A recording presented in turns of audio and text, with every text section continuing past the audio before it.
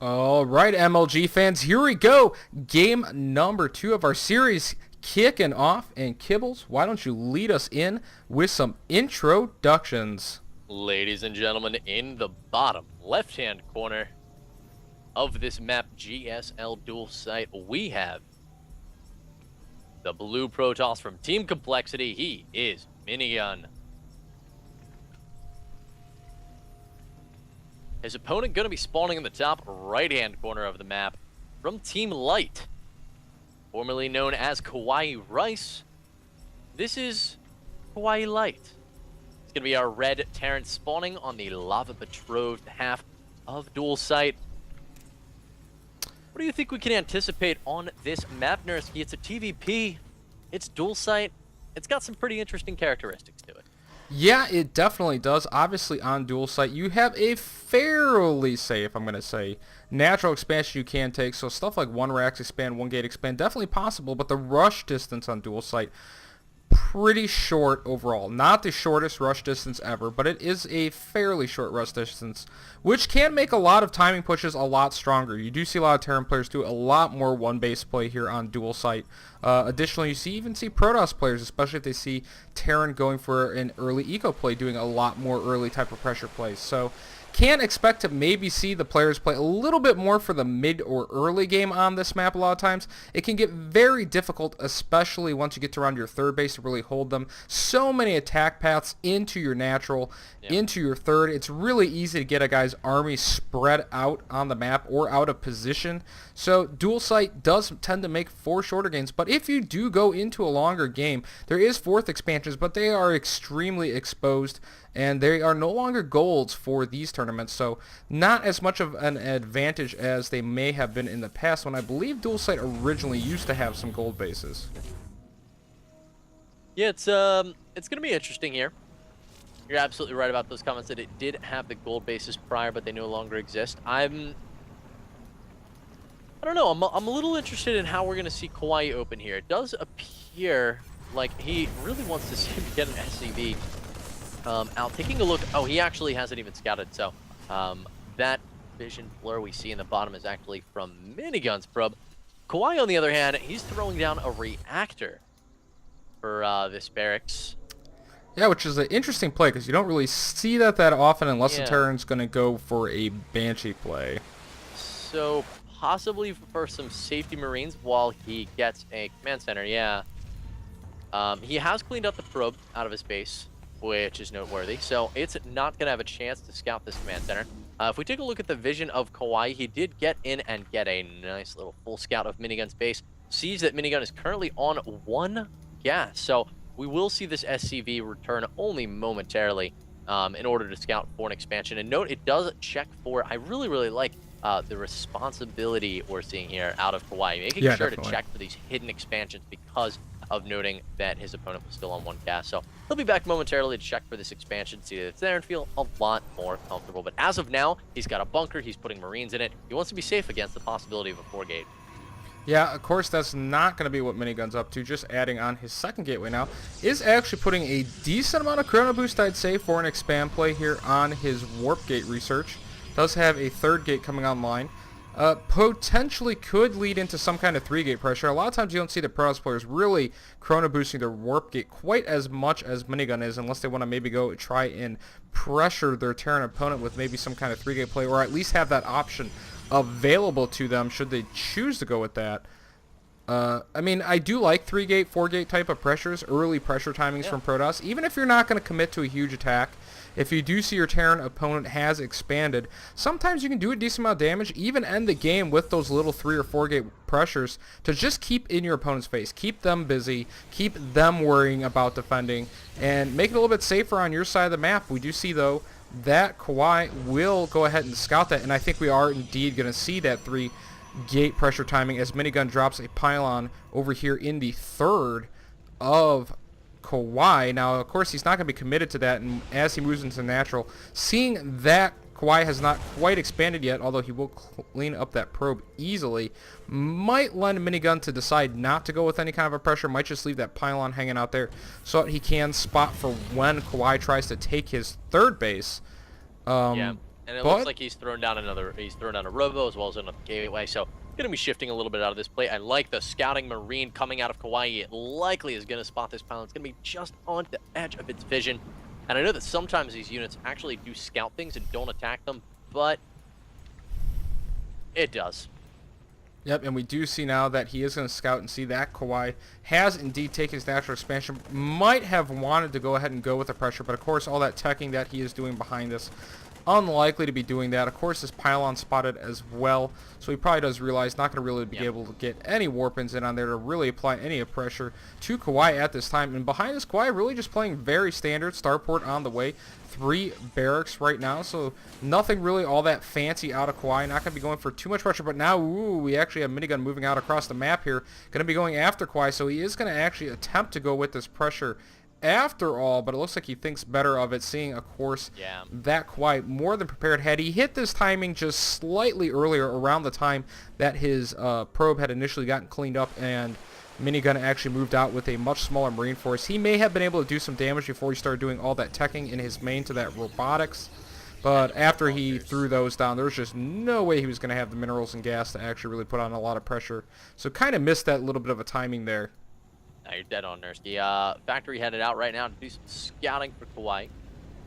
He has yet to queue up any medevacs, but he does have his starport. Quite ready and able. 2 barracks going down for Kawaii as well. If we take back a little look in the base of Minigun, he's chrono boosting out an Immortal, just queued up a second one as well. He's got 2 additional gateways currently on the way, and a nice little host of units hanging out in front of his natural expansion, but neither player as of yet taking a move for a third, so nobody playing risky here. Both players just playing very safe, very conservatively. Some extra gas is going down now for Kawaii Light. Just threw down his 4th gas, actually, and as he started an upgrade at this engineering bay, no, not quite yet. Which, I mean, Minigun not going for any upgrades either here, Nerf. Yeah, which is very interesting that really not any upgrades going on for either player. I mean, especially for our Protoss player, if you're going to stay on a gateway-centric kind of army, not very quickly go up to Colossus Tech, a lot of times Protoss players will go for a lot more upgrades early on in the game.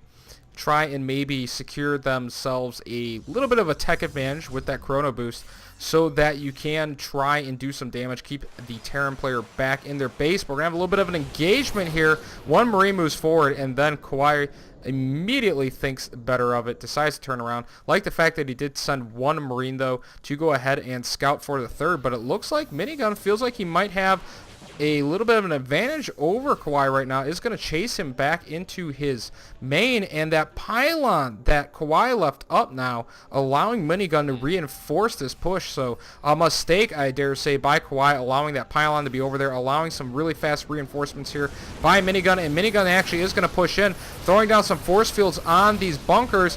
Gets half of the army of Kawaii bottled up so that he can just deal with these bunkers at first, but does not have enough force fields. Actually could throw down some force fields and get down that secondary bunker, but actually decides not to throw those down on top of the bunker. Looks like he's kind of content right here to just try and bottle Kawaii up in his natural for now, thinking about maybe pressing the stack, and now will push forward. Some more good force fields slicing the army apart of Kawaii, not allowing him to get any kind of advantage. Still using that forward pylon to warp more units in. Another forward pylon now coming forward here. So I'm going to go with 2 quick reinforcement locations and some more sentries coming in. So I definitely think he wants to continue to get aggressive with this push. And Colossus Tech on the way behind this, which I do like out of Minigun. Not getting too overly greedy behind this push, but is going to be warping in some zealots while he goes to a switch for some tech back at home, since he does have the aggressor's advantage right now against Kawaii. Yeah, I mean, what's better at busting bunkers than Colossus with extended thermal lances, Nersky? They do absolutely fantastic. Sending the Marine out right now. Sees that the army is, well, still knocking at his door. They're not here for no knock-knock jokes. Definitely not. You see actually Kawaii spreading out his army, which I do like that he's doing that. Not enough players remember to do little things like keep their army spread out when they're just hanging out. Wouldn't even mind seeing Minigun spread his army a little bit. Does have this ramp to utilize if he wanted to, but it looks like Minigun is now content with the time he has bought himself. Just going to turn around, wants to probably go back, pick up those Colossus as they come out, maybe even put himself in a better defensive position to take a 3rd. Single Marine might get this probe. Going to be close. No, not going to get it. So pylon will go down. So he is going to have to send at least a unit back there to deal with that single Marine. Probably just warp something in near his base to kill it, and that is exactly what it does. Single Zealot going to go over there, clean up this Marine, easy peasy. I do like that Minigun is leaving this one observer spotting over here at the natural of Kawaii's base. He will know if and when Kawaii decides to move out to try and engage his forces. If he doesn't feel like he wants to engage Kawaii, he can just simply back up, easy as that, and is taking his third now. While Kawaii is bottled up here in his natural, Kawaii really can't afford to stay bottled up here too much longer. He's really going to need to get out of here. We see the Mobius reactor is on the way for Ghost, so that he can have instant EMPs as he does produce Ghosts, and now see 3 Ghosts on the way. I feel like a really good EMP to really disable the power of those sentries could be absolutely huge for Kawaii to break this little bit of a contain that Minigun's got set up. Oh yeah, Mobius reactor is going to be huge if he can land some EMPs. Because there's so many sentries in this composition. I mean, if we take a look at the unit counting station, there are 14 Stalkers, 7 sentries, and 4 Immortals. So 7 units are sentries, and 18 units aren't. More than a third. So definitely a ton of sentries here, and the EMPs will be a huge factor. Nice snipe on the Immortal there from Kawaii. I really like that he spotted that with that scan. Now, the 2 Colossus have yet to join this army. I'm perhaps a little bit afraid of them getting sniped in, the mid-transit. So looks like Minigun's going to be content to pull back, pick up those Colossi like you get luggage at an airport, and then safely escort it back to the target, perhaps. We'll have to wait and see. Minigun is in a nice position now where he's got the third established, and Kawaii does not really, his is down, but it's not situated. Minigun's been the one holding map control this entire game, and it could easily be lifted up. But Kawaii right now does go into this little counter, and it's going to be pushed out. And very smartly, finally, Kawaii cleans up that pylon that had been plaguing him for quite some time. Left it there in the early game was a bit of a mistake because it really helped Minigun reinforce that initial push and get that contained. Now, of course, he did throw down a secondary pylon, but I think it's worth pointing out the bit of extra time that did buy Minigun got him in probably at least two rounds of units before he even got an additional pylon up. But oh my God, some Colossus in the middle of the map for Minigun, and this could be a huge loss. But luckily for Minigun, only one gets picked off. Could have been worse. Still not very good at all. Sloppy control there by Minigun, momentarily not paying attention to the route his units were going, handing a free Colossus over. If Stims and Colossus were trading cards, I would trade 1 Stim for 1 Colossus any day of the week as a Terran player. Oh, who would not want that card to throw in their deck? Who would not want that at all? Now, the question really is going to be is how is Kawaii, of course, going to get himself out of this slight economic hole that he's in here against Minigun. Now, Minigun did use that time that he had bought himself to get down a third, now even taking a fourth as Kawaii takes his third base. So Minigun right now looking pretty strong, really used that bit of a contain he had to his advantage. We do see a 4th command center coming down here for Kawaii, but a pylon for Minigun will delay that at least for a while. And now we actually see Kawaii thinking of moving out. He is at 2-1 upgrades. Now, important to note that Minigun got some really fast 1-1 upgrades once he finally did start getting those upgrades, although they were delayed quite a bit, was focusing more on unit production than actually teching. Does have his 2-2 on the way, but going to be a little while before that actually does get in there, whereas we actually have the 3-2 on the way for Kawaii. So Kawaii, surprisingly enough, a little bit ahead in upgrades this game. Yeah, he really doesn't want to let his Protoss opponent run away with those upgrades, which honestly will just spell the death of a Terran player if you let it get to the late stages. But right now there's a drop in the main of Minigun doing a decent amount of damage here. Looks like he's going to be targeting down this robotics and getting it before, well, the not so important observer gets out.